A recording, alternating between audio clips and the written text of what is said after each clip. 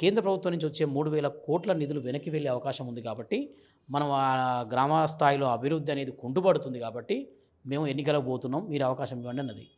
Court గ్రామ పంచాయతీ ఎలక్షన్లు మాత్రమే జరపమని చెప్పింది.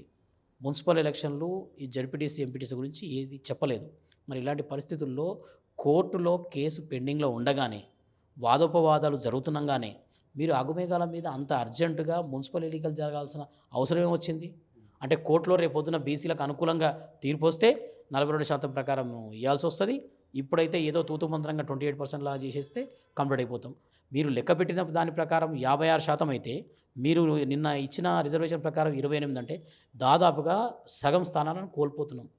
అంటే బీసీలు మున్సిపల్‌లో చైర్మన్‌లు గాకుండా, కౌన్సిలర్‌లు గాకుండా, అక్కడికొచ్చే నిధులు ఒక మున్సిపల్ చైర్మన్ పరిధిలో 100,00,00,000 నిధులుంటాయి. ఒక కార్పొరేటర్, ఒక కౌన్సిలర్ పరిధిలో 5,00,00,000 నిధులుంటాయి. అంటే ఈ లెక్కన దాదాపుగా 837 కౌన్సిలర్ పోస్టులు నష్టపోవడం జరిగింది బీసీలు. దాదాపుగా 34 మున్సిపల్ చైర్మన్‌ల పోస్టులు నష్టపోవడం జరిగింది. మీరిచ్చిన మోసపూరిత 28% రిజర్వేషన్‌ల వల్ల. అంటే ఇంకెంత కాలం చేసుకోవాలి? అక్కడ కులగణన విషయంలో కేంద్ర ప్రభుత్వం ఇట్లా చేస్తది. ఇటొచ్చి మీరు ఇస్తానన్న వాగ్దానం విషయంలో మీరు మోసం చేస్తారు.